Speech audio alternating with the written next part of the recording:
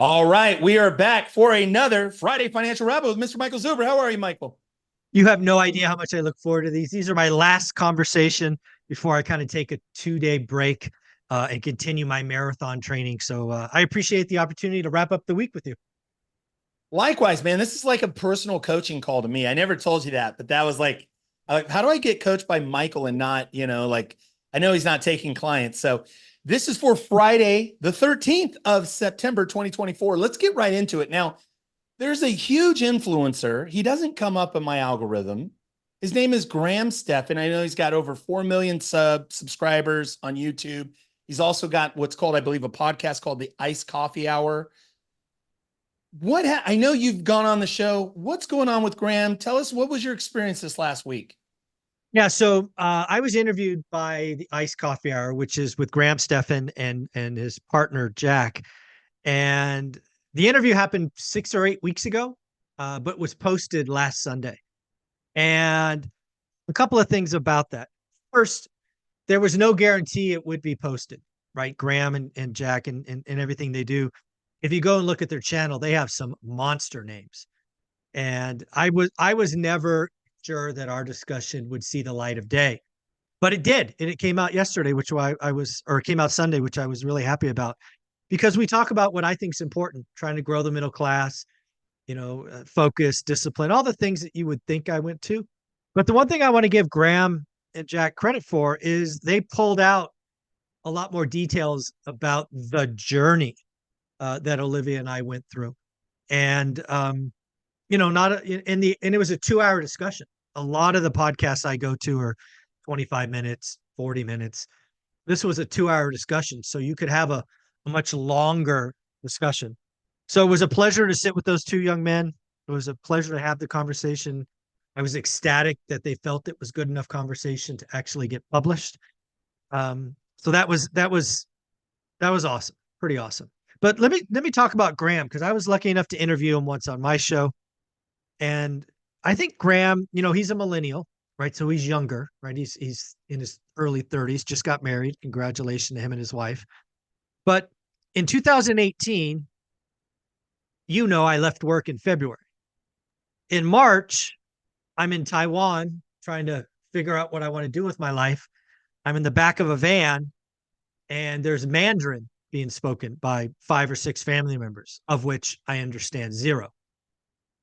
So I plug in some headphones and start scrolling YouTube and I find Graham Stefan. Graham Stefan at the time, I believe he's a real estate agent. He's leasing properties. It seems like he's using his phone for a lot of the videos.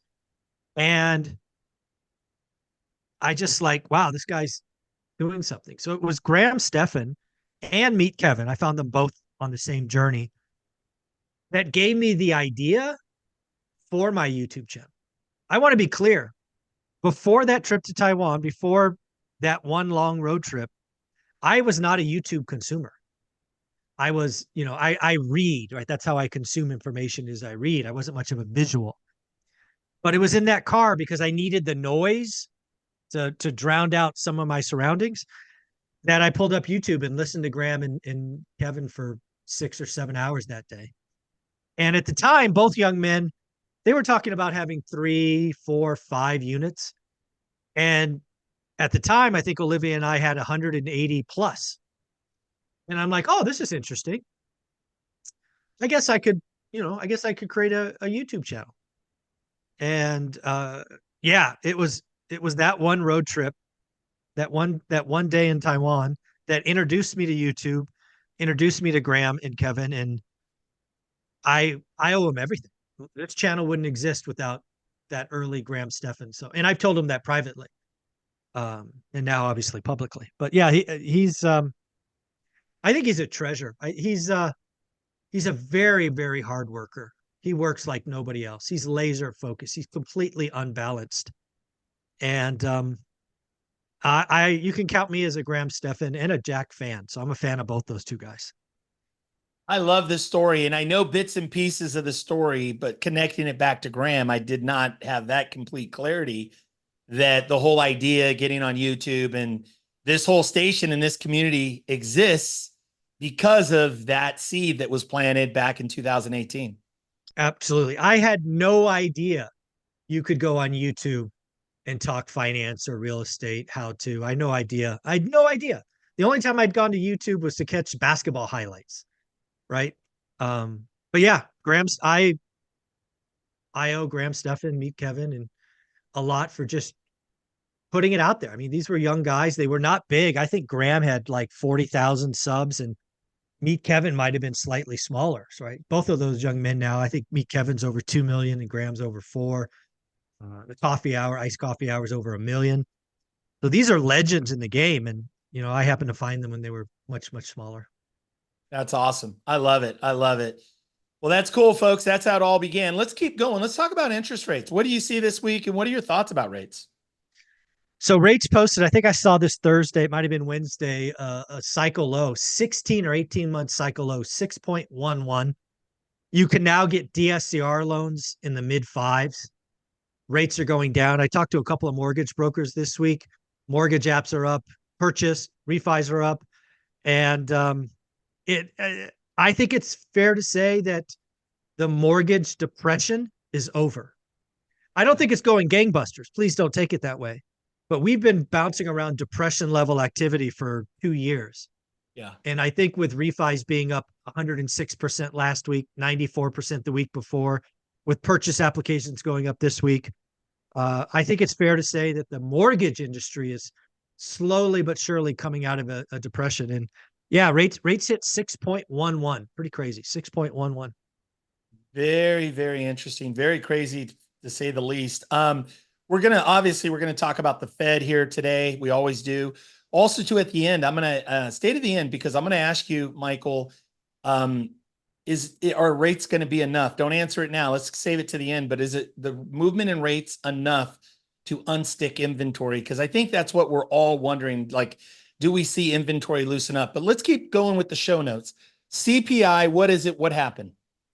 Yeah, so every month we get 3 inflation readings. We typically get CPI and PPI back-to-back days.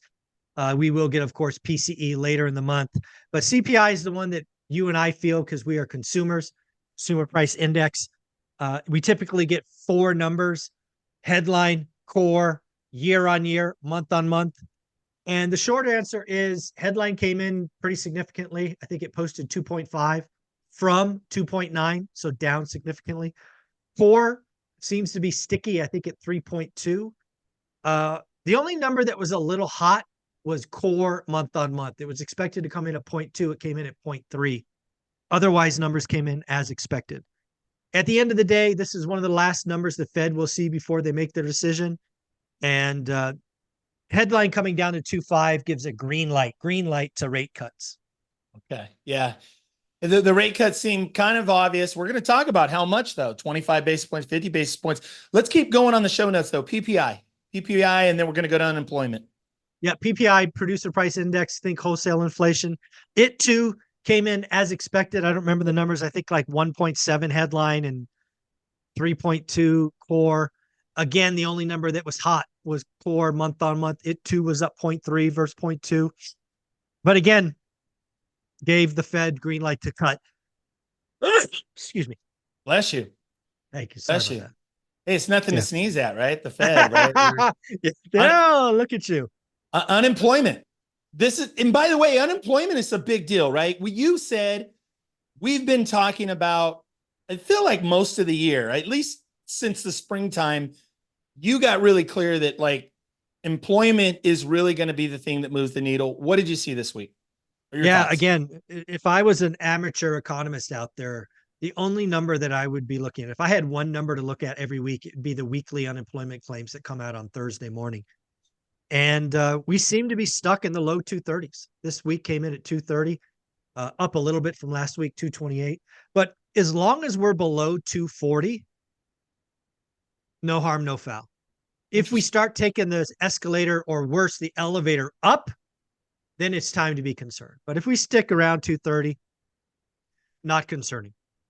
Now, one of the things you've said, and I think it's an interesting thing, at no time during this whole period, you've said where the Fed might have to break the jobs market. And in this case, we saw some layoffs in some tech. We saw like some adjustments, but Yeah. overall, I mean, the employment, the job market has been stable. Is that accurate? Yeah, I mean, I think the answer is yes and no. And let's talk about that.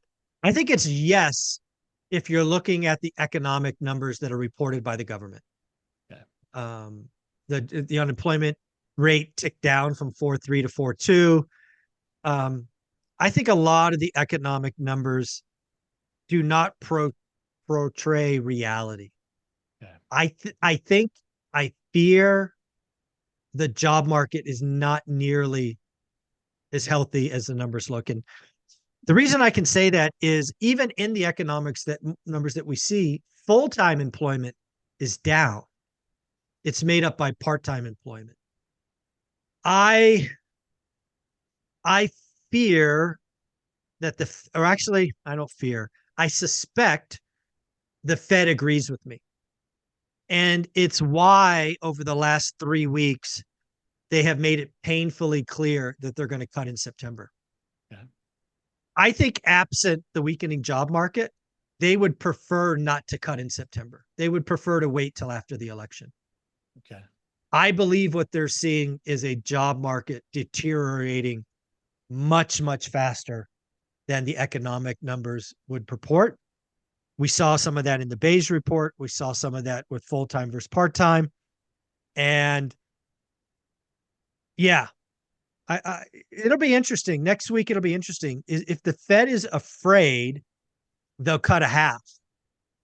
If the Fed is concerned, they'll cut a quarter. And I think it's that simple. Is the Fed Interesting. afraid? Is the Fed afraid? Cut a half. Are they concerned? They cut a quarter. But they're absolutely cutting next week. They're cutting next week. And so anything else on the Fed? I know it's in our show notes. Anything else that you would No, comment on the Fed? I think the most is really, man, the Fed meeting next week is going to be full of ammunition. So number one is that point. Is the Fed afraid or concerned? And you'll see that in the rate cut. But probably even more importantly in that is they're going to come out with their quarterly dot plot, unemployment, inflation, GDP, all of that stuff. What is going to be most important to me is how many rate cuts do they expect in 24 and how many rate cuts do they expect by the summer of 25? Interesting. It would not shock me, Ty, if we see 200 basis point cuts by June. We could see 250 by June. The Fed meeting is going to be important. And yeah, the Fed meeting is going to be wild next week. 250 basis points. The market is going to rip. I don't know. See, that's it. Our last 2 years of experience would absolutely agree with you. I have 30 years of experience, and generally speaking, when the Fed cuts rate that drastically, they're cutting because a recession and some nastiness has started. So we Interesting. could see an artificial bump and then a massive sell-off because you'll see price to earnings ratios collapse, you'll see forecasts collapse, you'll see layoffs explode. We are right on the cusp of going, hey, are we going to get the mythical soft landing like 1994? Yeah. Or are we going to get, oh my God, Wile E. Coyote off the cliff and Right. fall? Right. We'll see. Yeah, it's very interesting. Stay to the end too, because I'm gonna tee this up. It always comes back to opportunity and how this will tie into to day-to-day housing market, the one rental at a time, investor, landlord, or even realtor. So let's keep going. So let's talk about the buyer market. What did you see this week? Yeah, the buyer's market is still in effect. And I unfortunately believe that NAR settlement that's now been enforced for 3 or 4 weeks has unfortunately hurt first time home buyers even more. Yep. So I believe first time home buyers are even more out of the market. They don't understand.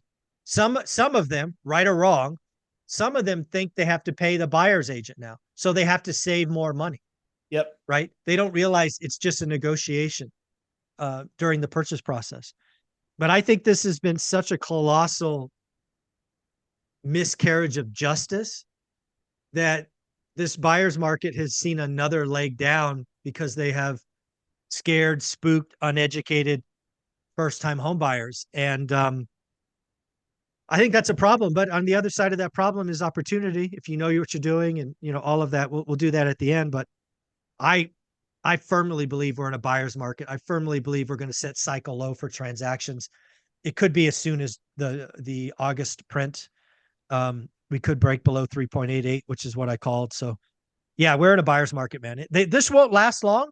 This might go to February, but we're in it. I'm seeing it every day. Yeah. It is a wild time. And I think too, as we're going through all of this, again, kind of the theme and something we talked about is just, man, what a weird real estate market it is, right? Weird, right? Would you agree? Yep. I totally agree. Okay. Totally agree. So worst case scenario, let's talk about 2025. What do you see? How does this unfold? We're always leaning in, looking out toward the future.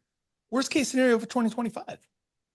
I think the worst case scenario for 2025 is the federal government gets involved in housing and they start giving away free money to first time home buyers. I have said for years, the last thing we need is artificial demand.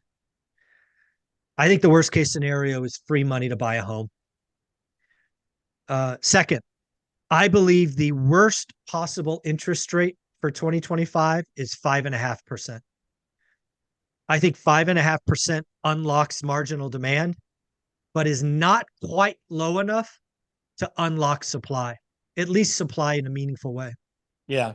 I believe 5.5% mortgage rates with $10,000, $15,000, $20,000 in free money blows up the housing market and not in a good way. Yep. It's interesting because I've been we've talked about this briefly over the last month or so as we're in an election cycle. Let me throw you a curveball though. This was my original idea. I didn't hear this anywhere else. What if they gave instead a capital gain exemption to a landlord if you sold to a first time buyer? Maybe something where you were able to get a huge tax break.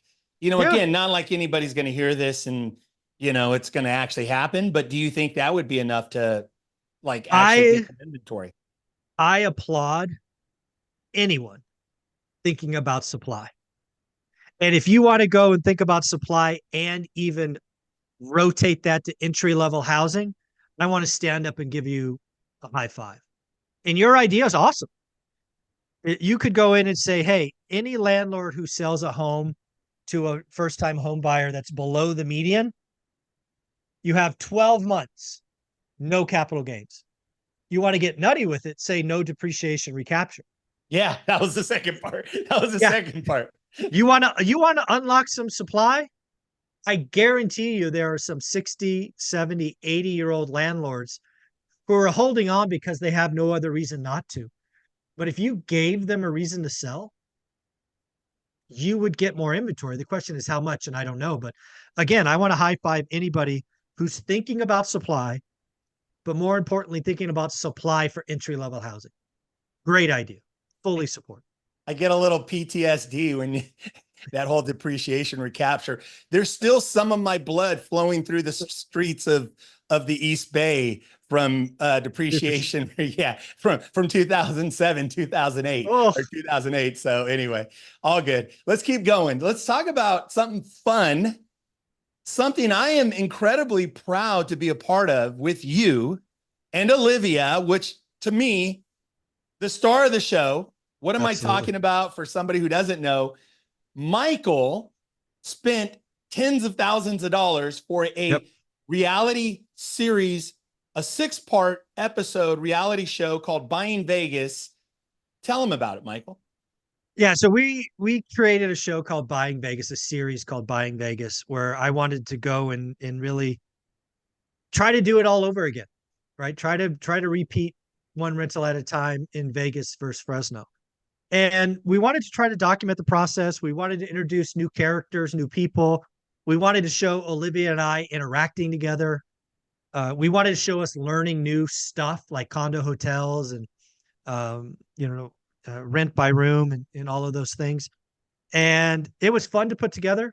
It was expensive as hell. Um, but yeah, we have just put episode 5 and 6 in the can, thanks to you, Ty, and all of your hard work, and Basie and Brandon and all the teams at Heartfelt Productions. So episode 5 goes live tonight at 5 p.m. and episode 6 is scheduled for 5 p.m. next Friday. So yeah, the last 2 episodes are finally in the can. There was a little delay because I was in Iceland and Greenland, but they're done, and I'm very proud of what we've done. I don't know if I'm going to keep it going because it is pretty expensive and time consuming, but I have got to the finish line with what I initially envisioned. So thank you for coming along with me.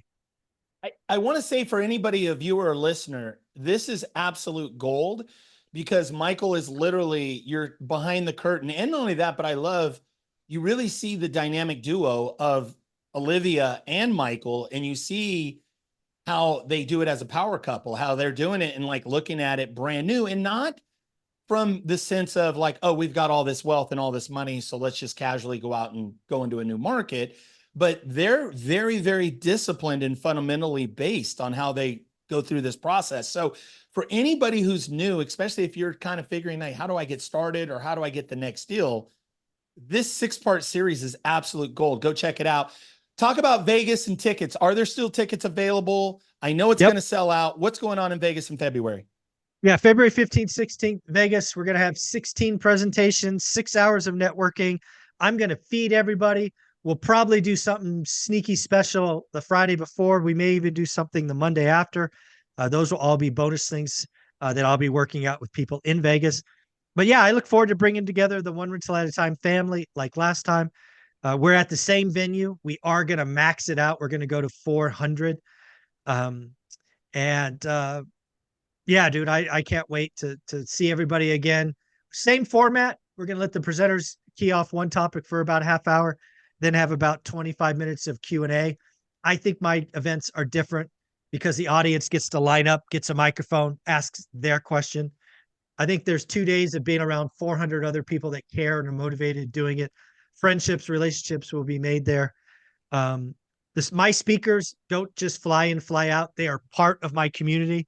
Most of them will be there both days, if not staying the day before or day after. I'm very proud of the event. Yeah, plenty of tickets still available. It's still more than 100 days away. It will sell out. Yeah, I think there's a couple hundred tickets still there, but yeah, I look forward to general admission, VIP selling out. VIP is more than half sold out already because people value that 6 hours of networking with the speakers. That's VIP is where I feed the speakers, right? That's where they get their food, their extras, and the people that get VIP will have 6 hours of more intimate networking with them. So, but general admission, I'm going to feed you this time. So I've got 2 lunches and dinners to pay for, unlike last time where you were kind of on your own. I didn't like how that felt and worked, so I'm stepping up and feeding everybody this time. I love it. Folks, go get your tickets. You'll see a link. If you're watching on YouTube, you'll see a link. You can also go to Eventbrite, one rental at a time. Michael, thank you for all that you do. Have an awesome weekend. Take care. Take care. Thanks, brother.